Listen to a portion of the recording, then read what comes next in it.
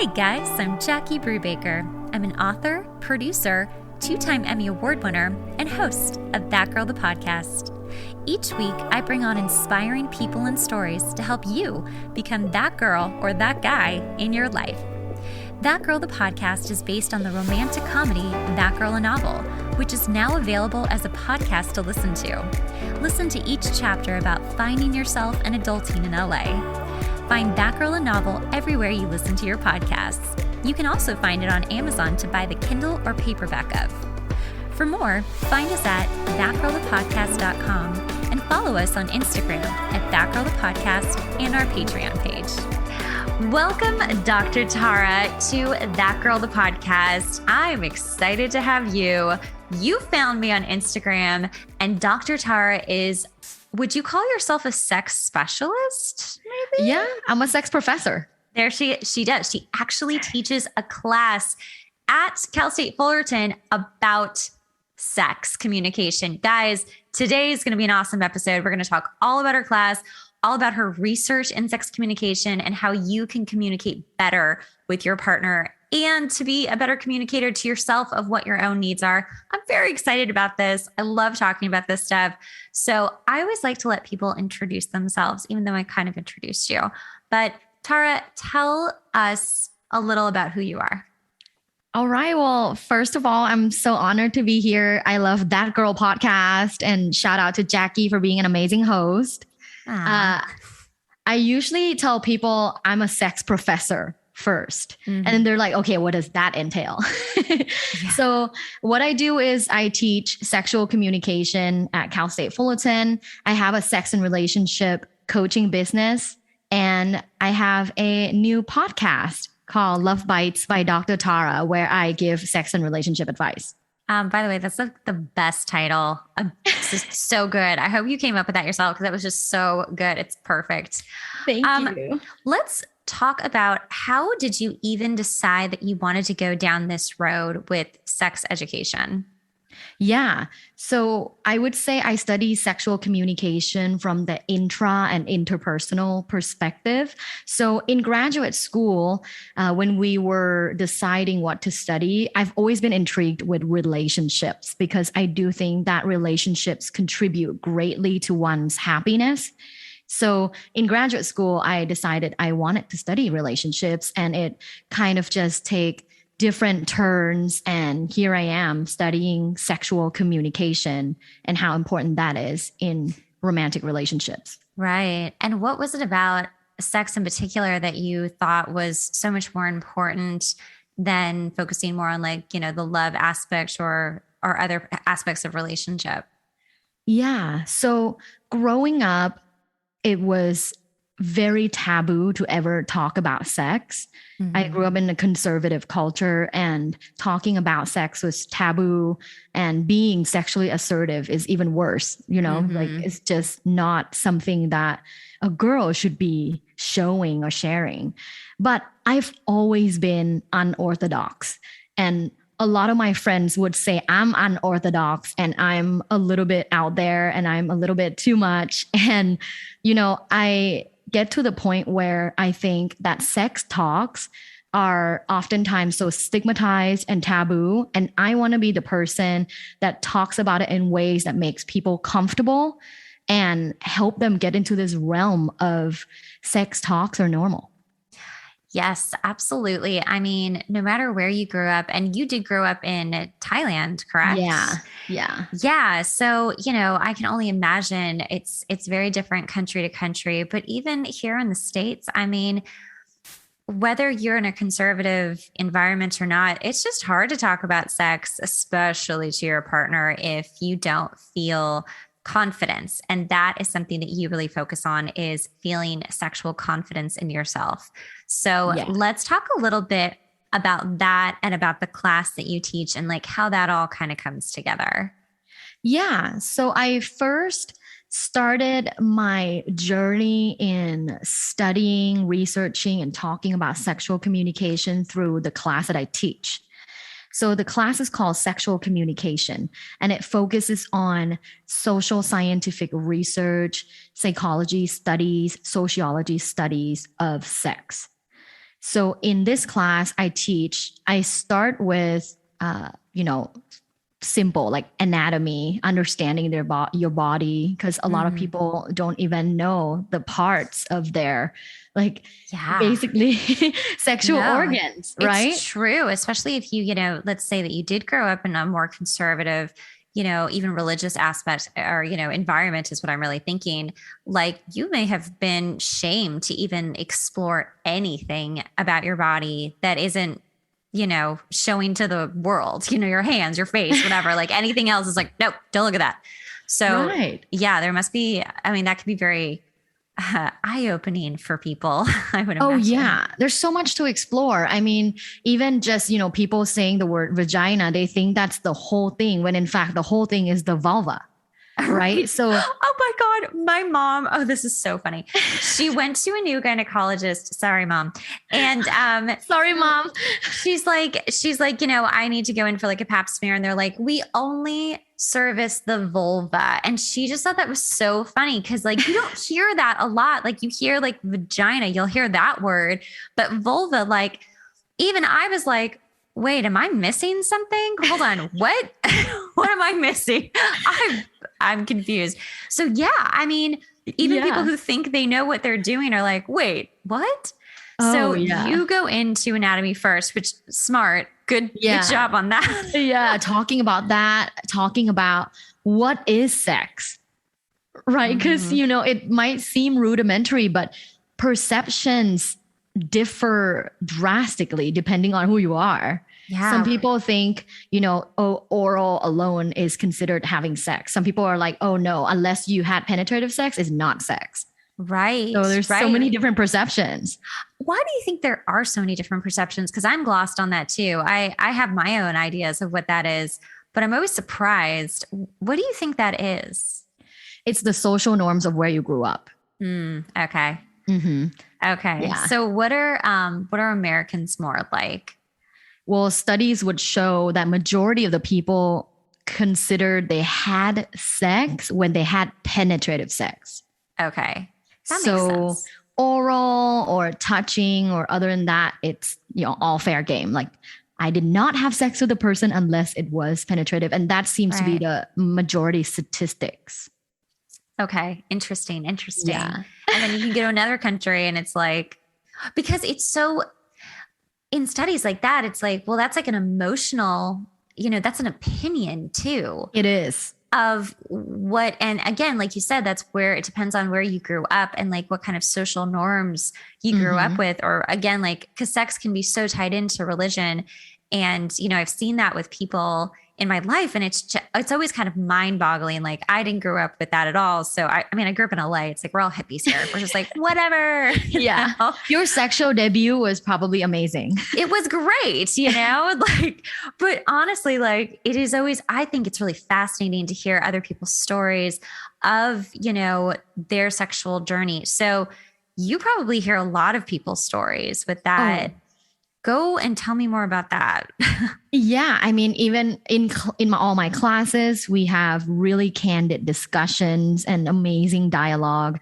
And I'm also a sex coach. So I hear from my clients all kinds of things that are happening, millions of questions, millions of misunderstandings. There's just, this is something that happens to every adult, right? Every adult has sex at some point in their lives, some more often than others, but yet, not a lot of people are talking about it. Right. So yeah, it can be problematic because like I said, even vagina versus vulva, like most people don't even have the vocabulary, and it all starts with vocabulary.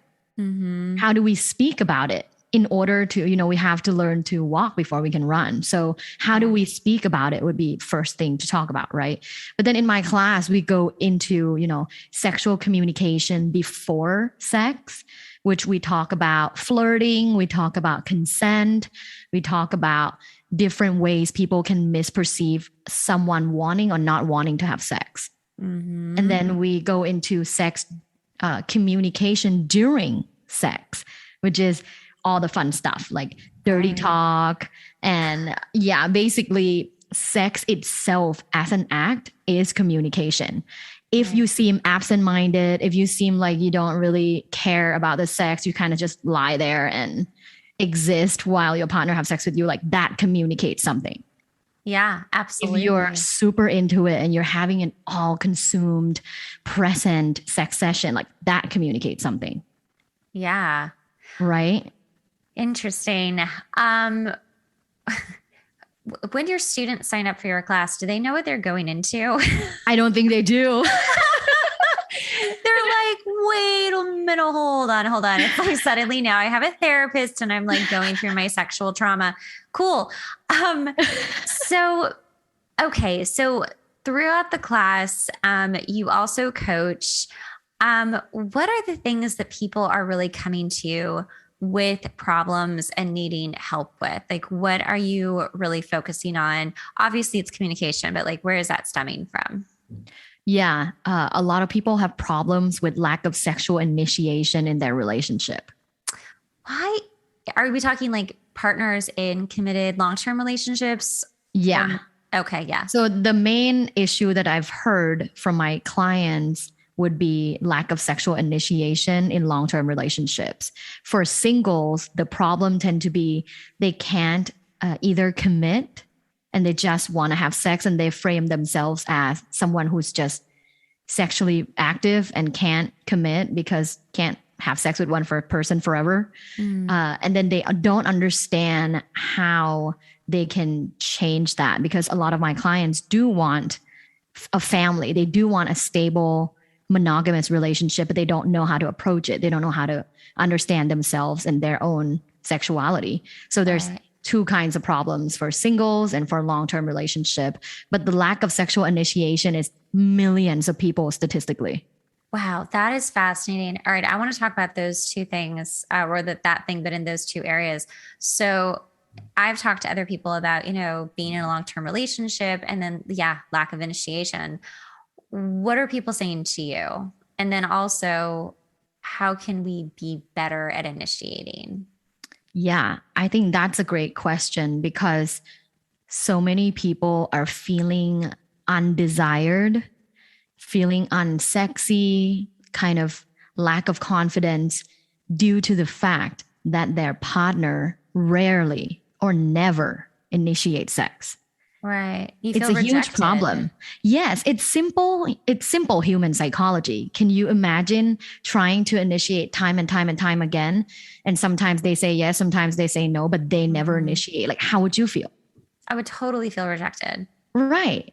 I would think I would feel invisible. Yeah. What am I doing here? Why are you with me? Right. And like my sexual vitality matters to my identity. Matters to who I am. So this person rejecting me consistently and never try to initiate, it means a lot. Yeah, that is, I mean, that and money will kill a relationship. Like it really will. Just totally. Oh my goodness. And, I think too, I'm thinking of like older couples or couples, of course, that have been together for a very, very long time.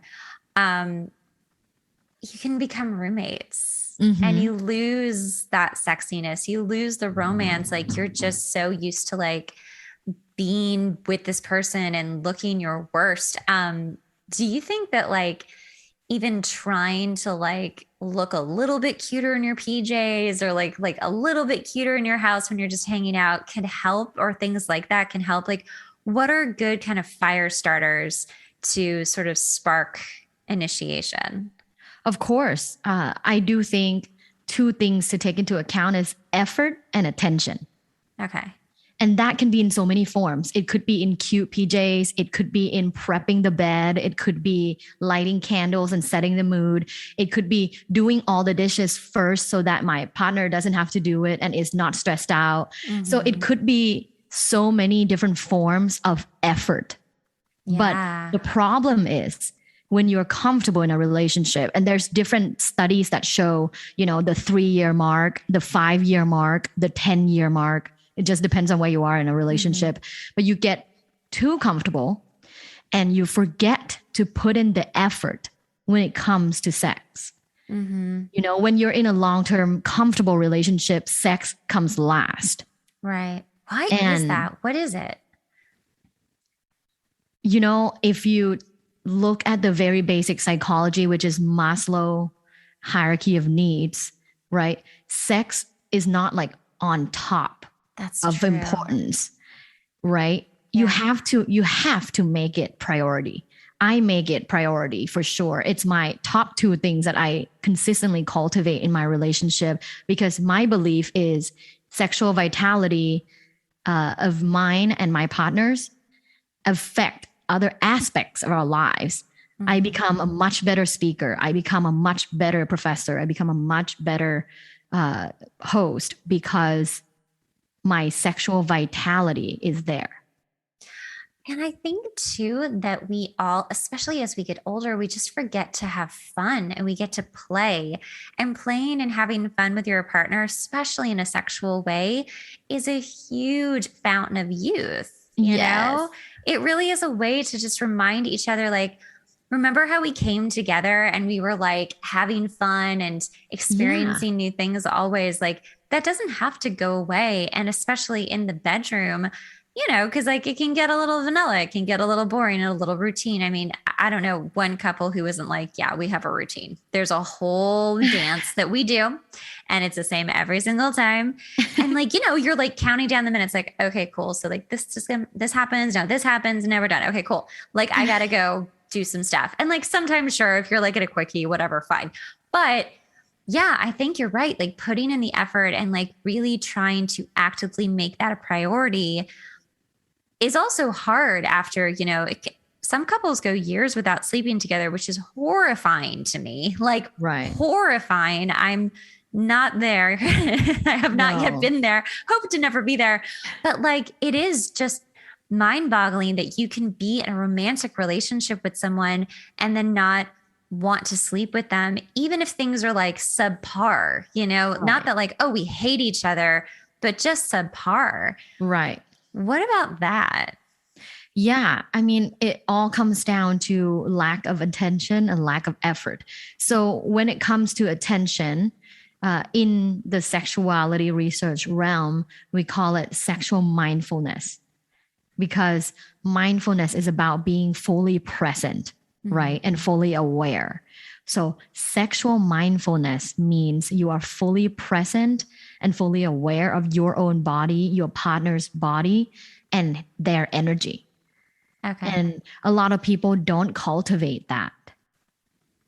They forget to cultivate it because you don't prioritize your sex life or your own sexual energy. Do you think that it's just too much effort? I personally don't think so, because it to me, okay, sexual mindfulness practice takes 5 minutes a day. Mm-hmm. And I do it routinely. I do it every single day. I do sensual meditation.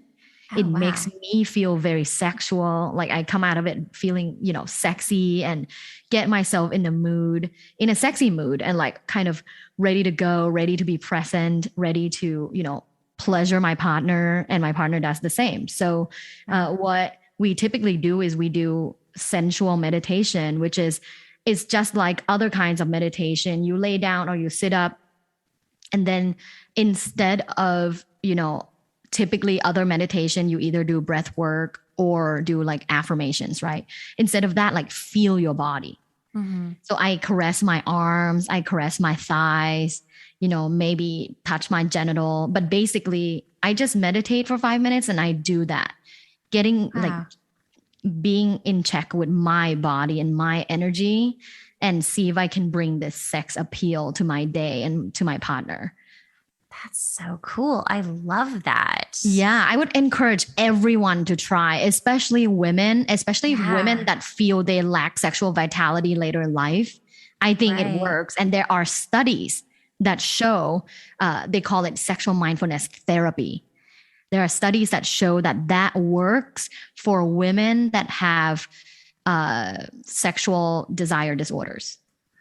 Wow. Because I mean, sexual desire is so mental. Mm-hmm. And if you have those blocks mentally, physically, you're going to be like, well, why can't I orgasm? Like, well, it's all here. It's all in the brain. And especially with women, that can be so complicated. if you've had trauma or if you've never experienced an orgasm, or if you're not experiencing orgasm with your partner all of a sudden now. It's like nothing's changed, but it's all Right. up in the brain. I feel like what you just described is such a beautiful way to honor your body. And especially if you've had trauma or are going through maybe a rough patch with your partner, to remind yourself, like, I am a sensual being and I am loved. I will love myself in a sensual, sexual way. And I know I've done that in the past, and it's actually been incredibly healing. And it really did start correcting some mental things that happened from just, getting out of a bad relationship. And you just feel like all kind of out of sorts. Like, I did that, and it really was a beautiful kind of experience to have with myself. Yeah. I'm so happy you said that. It's transformative to me. Yeah. I was sexually anxious. I was not good with my body. I was not good in a sexual setting. And ever since I started just practicing mindfulness and then later on sensual meditation, wow, it changed my life forever. And this is honest and true. Right. Because, one of my girlfriends who's been on the podcast a couple of times, like, we talk about, and she talks about, like, having a wonderful sex life with yourself. It's very important. Yes. Whether you have a partner or not. And like, to really just, again, like, honor your body, give it the pleasure it needs, remind yourself that you're a sexual being. If you're not in a relationship or if you're not having, sex at the time, it's really important to, again, I think it's going back to the fun and playing and having pleasure in your life. Yes. I always say masturbation is self-love. Totally. Yeah. I love masturbating in the morning too, because it literally releases happy hormones. Like, why don't you want to do it in the morning? I mean, I've always been a fan of morning sex, no matter what kind of sex it is. It's like, Same great, girl, we're done. Let's move on. Well, it's amazing in the morning. It seems, I don't know, to me, it seems a lot more intimate versus at night it seems a little bit more dirty, which I like too.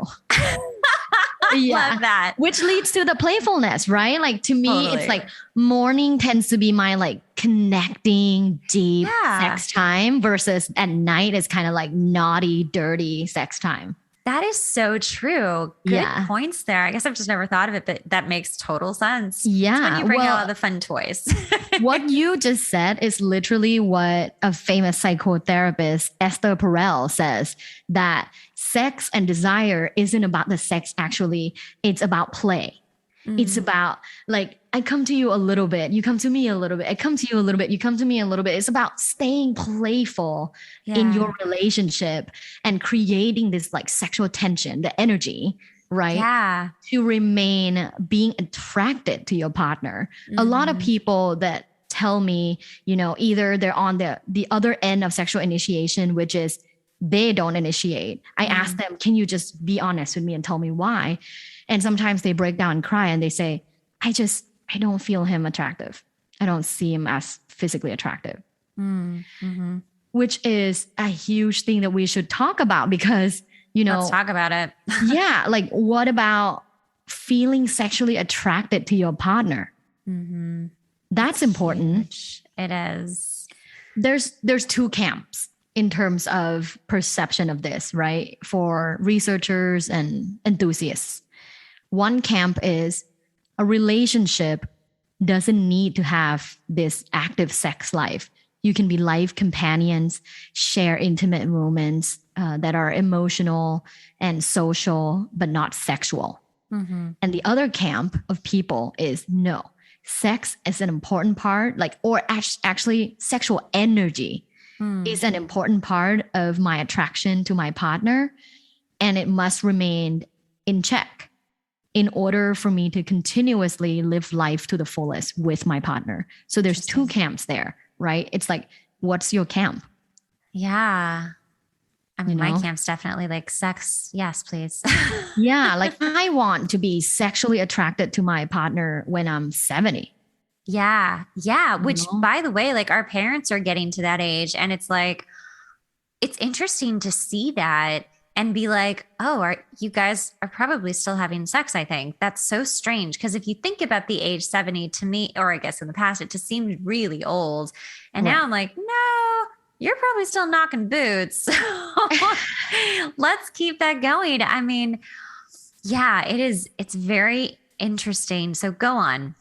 Yeah. I mean, at the end of the day, it is prioritizing your sex life and having the skills to communicate with your partner.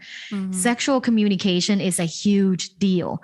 It strongly predicts sexual satisfaction. In my study of over 5,000 individuals, and I ran some stats because I'm a statistician, it shows that your sexual confidence leads to sexual communication, which then leads to sexual satisfaction that is more sustainable. Which is why you should be so much more giving yourself sexual pleasure and finding out what you like and, what you don't like anymore. Maybe you're changing. I don't know. Things could change, but yeah, really giving yourself that self-love so that you are fulfilling that need. But then also I would imagine it would just give you more energy towards your partner and be like, well, I want to do that with them. I want to, I'm giving myself that's great, but bring my partner into it and it's like a stronger bond. Right. I mean, if you have really low confidence and really low, sexual self-esteem, which means you don't understand yourself, you don't feel you deserve pleasure, then there's no capacity to have sexual communication. Absolutely. Absolutely. So let's talk about singles who are either just sleeping around and having, a sexual life and with no commitment. And then also singles who are wanting a commitment, but then running into all these people who are just sleeping with them and then leaving. Yeah. Yeah. That's a huge problem that causes so much heartbreak, don't you think? Oh, yeah. I mean, we're in LA. There's a lot of that kind of dating. There are a lot of that. There is a show on HBO that I am finishing watching. It's called F-Boy Island. Tell me about it. It is amazing. I am not being sponsored by HBO, but I wish I were. It's about HBO, sponsor her. Sponsor me. So 3 gorgeous women, stunning, are on this F-Boy Island, and they have 25 men. They don't know who the F-boys are and who the nice guys are, and they have to just keep getting to know them. And then every week, each woman picks 2 guys to potentially eliminate. And then once she eliminates one of them, they reveal if they're an F-boy or a nice guy. So far, they've gotten rid of a lot of nice guys, which makes it very apparent the problem we are dealing with, which is a lot of F-boys. So yeah, it's an issue. I feel like that's just a regular Thursday at a rooftop in LA. I know. I mean, oh my gosh. Yeah. Research shows that people with attachment issues cannot, commit.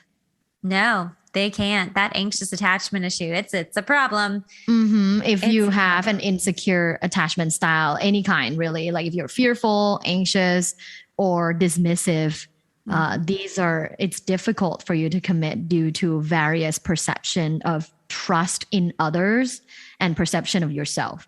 Because if you have a dismissive attachment style, means you feel like you have a lot to offer and you feel other people don't have a lot to offer. And this is due to the fact that in your childhood, your parents weren't consistent with you. Right? When you needed them, maybe there were instances where they weren't there. So you develop this protective mechanism. I don't need anybody. Right? This mentality, I'm good on my own. I don't need anybody. When in fact, research shows you do need social relationships. You do need romantic relationships. It contributes greatly to our happiness. Absolutely. Right? But what can you do when you have already developed a dismissive attachment style? You already think F everybody. I'm going to just have sex, go around and no commitment because then no one can disappoint me. Yeah, absolutely. And there's a lot of that. There's a lot of that. And there's a lot of good people getting hurt. And then what I've also seen is these good people who get hurt, then start to go hurt other people because either they don't trust them or they're just taking it out on other people. Hurt people hurt people. And this is not a good cycle, LA, right? Or New York or London. It's a bad cycle. It's a bad cycle. And it sucks because it collectively, affects like a collective self-esteem level. People really develop such low and lower self-esteem due to failed relationships, right? How can you not think about, okay, what's wrong with me if you consistently were in a failed relationship, right? Right. Although maybe it's not your fault at all, but I don't think humans can help it thinking it's their fault. Well, I'll just give an example because I just got ghosted so hard just recently. It was cold. Oh my God. I did not see it coming. It was like a big old slap in the face.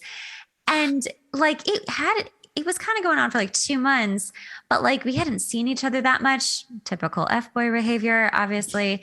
And looking back, I'm like, there were so many signs. There were signs. And I just, I don't know. I'm a very trusting person and I don't want to not be a trusting person. And that's a good thing. I want to be like, okay, you're secure. So you trust people. Yes, exactly. I am a secure person.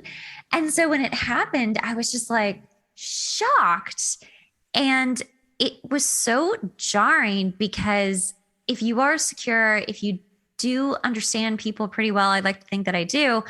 I'm just like, this isn't even about me. Like, No. But how are you supposed to know going forward with each person you meet that they're a good person or not? Like, and also the other thing that sucks too is that, you can't always control who you have chemistry with. So maybe you keep dating like guys who are really nice, but you feel no chemistry with them. It's like, this is how settling happens. And then people are like, don't settle. And it's true. You shouldn't settle, but it does make it difficult to find yourself in a healthy, happy relationship when there are so many people who are hurt and are just hurting others. Yeah. I don't know if you have the answer, but number one, if you've ever been ghosted, it's not your fault and it's not about you at all. It's about them not having the skills to communicate with you.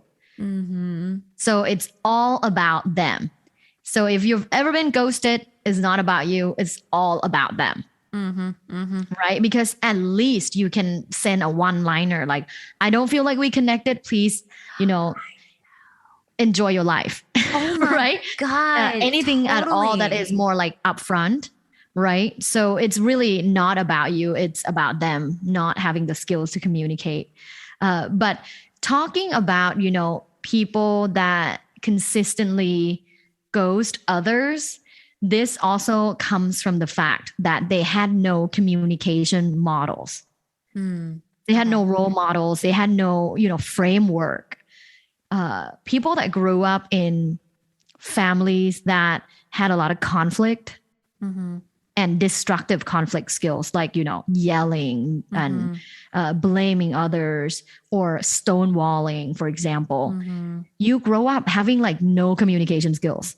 That's so true. That's so true. And if you do have a communication skill, it's what you just watched growing up.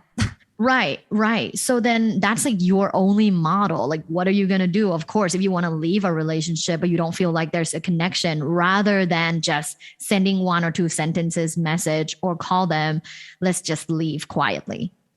Because you know what? When I was a kid, one of my parents left quietly when they fought. Simple as that. We are products of our parents, and a lot of us work to get away from that. Yeah. Right. Some of us had, great upbringing and very warm and understanding and communicative, and that's amazing. But there are a lot of us, like millions of people that did not grow up like that. So how do you work on yourself to move away from that and create a communication model that's your own? Right. I mean, all of the time now, I'm just like, you left me? Oh, right. Really? Like, you're so lucky to have met me. Obviously. And I mean, yeah, anyone with high self-esteem would feel like, yeah, I do bring a lot of value to the table. Yeah. My personality is great. My life's going well. I'm secure. I'm here to provide enjoyment and connection. Like, why not? Right. No, that's certainly how I feel. And I know a lot of other people feel that way. Yeah. So especially, if you are, oh gosh, if you are having, a sexual relationship with someone and then you get ghosted, it's scary to, be that vulnerable to begin with. But also I think what it can do is also kind of turn you off to in the sexual experience, and just because you don't want to get hurt emotionally, you just make it about sex. And it's just that, instead of like wanting to actually connect and be vulnerable and have like a real shared experience. What's your suggestion for singles who are kind of like in this weird limbo of like, well, I don't want to have, no sex, but I also don't want to be sleeping with F boys. Like, I don't know. Right. Yeah. I think, one of my students asked me, how do I detect F boys? But I then asked them, but are you attracted to them? Because Jackie, you just mentioned sometimes you can't help having connection or chemistry with a guy that's not, not yet understanding himself, like an F boy. Mm-hmm.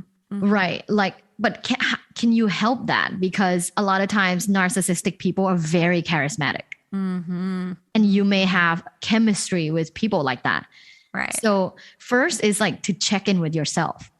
Is this a pattern? Is this guy kind of similar to the last?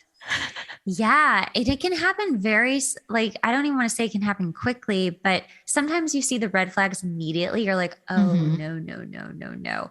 But sometimes you don't. And I think those are the scariest ones where you don't see it very quickly. But that's a very narcissistic tendency. They hide things. Yeah. It's, also to remind yourself to be kind and compassionate for yourself. A lot of people blame themselves like, I'm so stupid. Why didn't I see that coming? Yeah. Like, of course you didn't. They're narcissistic. They're really good at appearing charismatic and caring.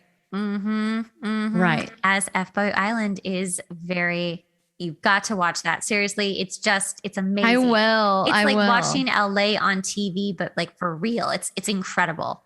I'm learning so much. Yeah. Yeah. I mean, when you're single and you're dating, when you go on a date, you immediately know if you have this like chemistry and sexual attraction or not, right? Mm-hmm. For those of you that don't want to waste your time, if you don't have the chemistry or sexual energy, kindly leave that date or, finish the date and then kindly communicate to them like, I don't think we have chemistry, but I do wish you the best of luck. Absolutely. Please do that, people. Just a couple of lines is so helpful. Right. Yeah. But if you do have, this sexual energy, you are very attracted to them, like what's next? Mm-hmm. I would say the most vulnerable subject to talk about is sex. Mm-hmm. So talk about sex first date, see how they respond. Ooh, what would you say? What would you ask? Yeah, I would ask. So to me, I would ask like, what are your sexual experiences and what are your sexual preferences? What that means is like, it's vague for a reason. It's to see how the person responds.